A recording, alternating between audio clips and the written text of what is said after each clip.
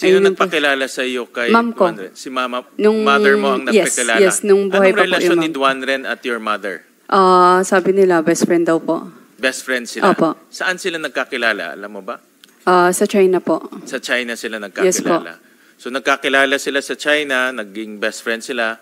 Nung pumunta sila dito, kinuha siyang ninong mo?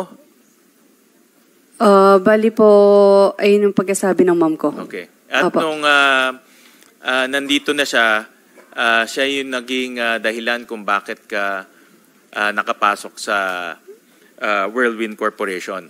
Siya na po yung tumayong parang parents ko na rin po. Parents mo na rin siya? Opo, pagpunta na ng Pilipinas po kasi kakaalis lang po ng mom ko. Ano? Magsalita ka ng malinaw kasi hindi na may marinig eh. No? Pakiulit nga yung sinabi mo ulit kanina.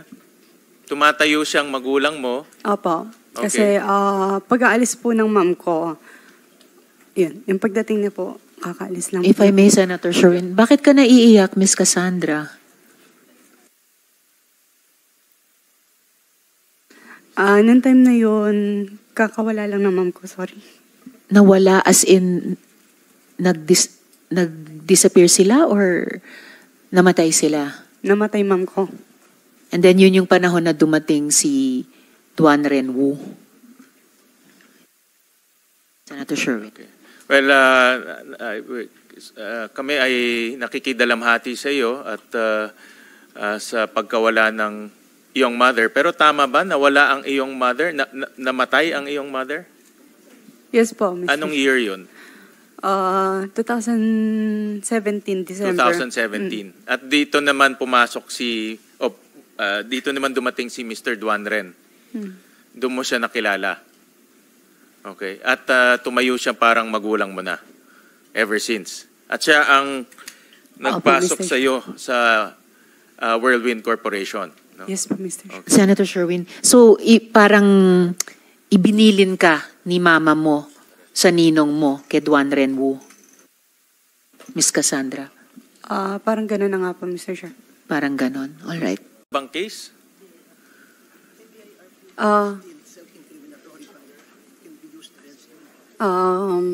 Wala pa po naman final pero still can use against me po. Wala pa naman na-file sa iyo eh. Wala pa naman na-file sa iyo. Wait lang po, Mr. Chair. Tanongin ko lang po lawyer ko. Consultahin Sabihin ko mo lang. sa amin kung ano yung kaso. Okay pa. Yeah, ano.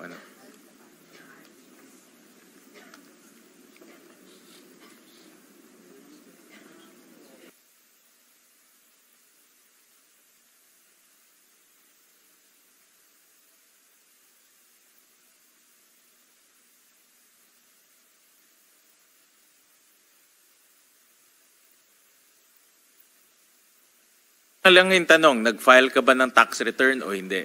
Mr. Chair, meron na po akong parang tax audit po na letter na po. So, any na possible ko po sabihin dito, pwede po nilang gamitin. Well, ngayon, Dito dahil po. ini-invoke mo yan, papakita ko yung certification ng BIR na wala kang na-file na tax return. So, ang tanong namin ngayon, saan mo nakuha yung kapital para ilagay dito sa Whirlwind Corporation na bumili ng halos 10 hectares na lupa sa Porac, Pampanga, no, na nagkakahalaga ng 1.2 billion pesos. So kung ang portion mo is 58%, more or less, ang dapat mong ilinabas ay about 600 million pesos. No. So wala kang tax return, 19 years old ka nung pumasok dito. So ang tanong namin, saan nanggaling yung pera mo? Mr. Chair, regarding naman po sa if topic na money po, I invoke my right against self-incrimination kasi possible po akong kasuhan. And may kaso na rin po ako sa AMLAC. Again, iba nga yung kaso mo sa AMLAC. Yung kaso mo sa AMLAC, walang connection yun sa Porac. Yes po, Mr. Chair. But, So I want to ask BIR. Nasaan ba yung possible BIR? po nila kung kasuhan. Is BIR here?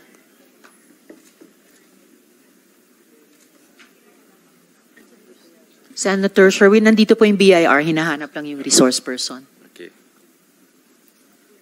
Sige, well, we're waiting for the BIR. Okay. Sir, please take a seat. Sige, tutuloy ko muna ma'am kay Cassandra. Paano ka nakapasok sa Whirlwind? Again, fact lang to. Walang connection sa tax evasion mo or ano. Paano ka nakapasok sa Whirlwind? Sa ninong ko po, Mr. Chair. Okay. Ito narinig ko sa House hearings, ito si Duan Ren Wu. Tama? Yes po, Mr. Chair. At ninong mo ito sa Binyag? Tama? Hindi ko Tama po ba? sure kung nandun yung name na. Ninong mo saan? Ninong-ninungan o ninong mo sa Binyag? Ang sabi ng mom ko is ninang ko po. Sa Binyag. Opo, yata. Tama o hindi? Hindi ko po sure, Mr. Chair. Okay, Ayun lang yung sabi ng mom ko. basta tawag mo lang ninong. Opo, way back nung pinakilala pa po sa akin, long time ago. Sino Ayun po. nagpakilala sa iyo kay Ma'am ko. Duan Ren? Si mama, Nung- mother mo ang yes, nagpakilala? yes, nung buhay Anong pa po relasyon yung ni ma'am. Duan Ren at your mother? Sabi nila, best friend daw po. Best friends sila? Opo. Saan sila nagkakilala? Alam mo ba? Sa China po. Sa China sila Yes po. nagkakilala. So nagkakilala sila sa China, naging best friend sila. Nung pumunta sila dito, kinuha siyang ninong mo? Bali po, ayun yung pagkasabi ng mom ko. Okay. At Opo. nung nandito na siya, siya yung naging dahilan kung bakit ka nakapasok sa Whirlwind Corporation. Siya na po yung tumayong parang parents ko na rin po. Parents mo na rin siya? Opo, pagpunta na ng Pilipinas po kasi kakaalis lang po ng mom ko. Ano? Magsalita ka ng malinaw kasi hindi na may marinig eh. No? Pakiulit nga yung sinabi mo ulit kanina. Tumatayo siyang magulang mo. Opo, Okay. kasi pag-aalis po ng mom ko, yun, yung pagdating niya po, kakaalis lang If po. I may, Senator Sherwin, bakit ka naiiyak, Miss Cassandra? Nung time na yun, kakawala lang ng mom ko, sorry. Nawala as in nag-disappear sila or namatay sila? Namatay mom ko. And then yun yung panahon na dumating si Duan Ren Wu. Senator Sherwin. Okay. Well, kami ay nakikidalamhati sa iyo at sa pagkawala ng iyong mother. Pero tama ba nawala ang iyong mother? Namatay ang iyong mother? Yes po, Mr. Anong year yun? 2017, December. 2017. At dito naman pumasok dito naman dumating si Mr. Duan Ren. Doon mo siya nakilala. Okay. At tumayo siya parang magulang mo na ever since. At siya ang nagpasok Mr. sa iyo sa Whirlwind Corporation. No? Yes po, Mr. Okay. Senator Sherwin, so parang ibinilin ka ni mama mo sa ninong mo kay Duan Ren Wu? Miss Cassandra? Parang gano'n na nga po, Mr. Chair. Parang ganon. All right. Senator Sherwin.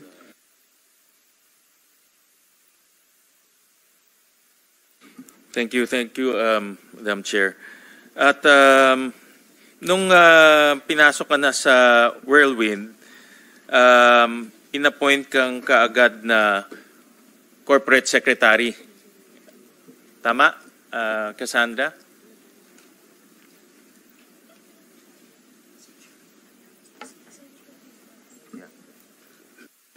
Mr. Chair.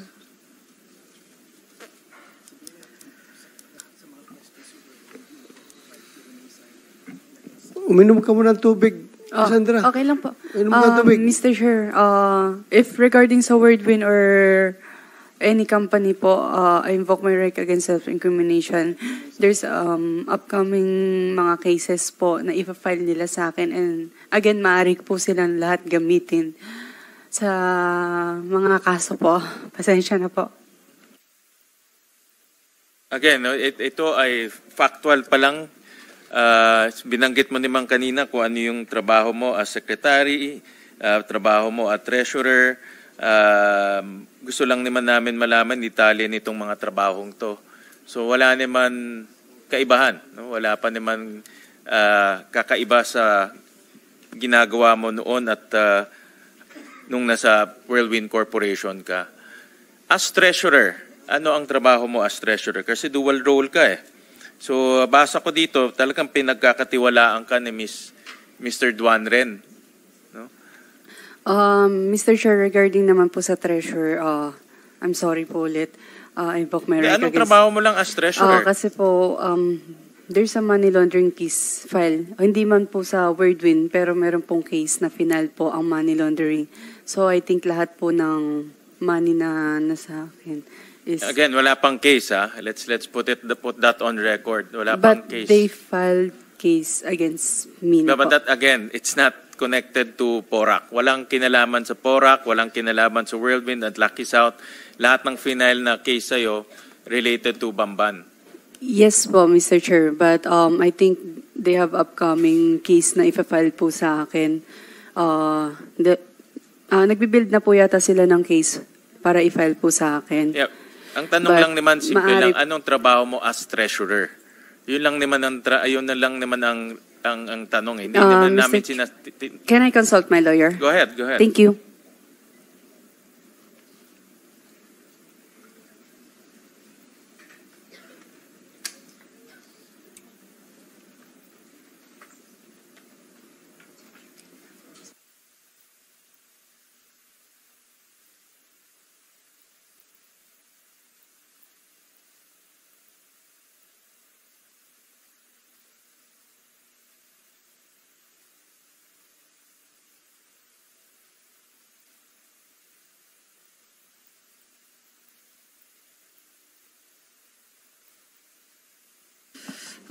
Mr. Chair, I invoke my right against self-incrimination. May papakita din po kong letter.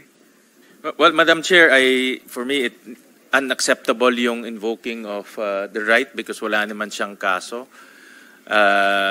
Again, no, itong mga hearings na ito pwedeng mangyari, wala ka ring kasong ifa-file sa'yo. Kaya unacceptable para sa akin to invoke her right. Hindi tama na ginagamit yan na kung ayaw mo lang sumagot o feel mo lang na hindi ka dapat sumagot. Hindi legal remedy yan. Madam Chair, I understand that there will be more hearings on this topic, so I'll yield my time to Senator Hercito. And Madam Chair, at the proper time, I will file a motion to cite Cassandra in contempt for not responding to the questions. Very basic questions. Wala naman ho itong hindi naman po malalim at hindi naman komplikado yung question. Very factual lang po yung mga question. And at the proper time. Salamat, Sen. Sherwin. So, Ms. Cassandra, meron ka pang 31 minutes bago namin isuspend itong hearing. Bago i-consider ni Senator Sherwin gawin yung motion na iyon.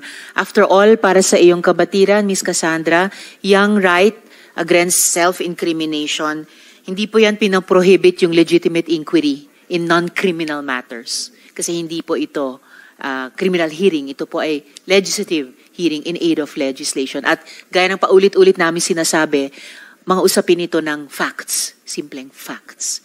Okay? At this point,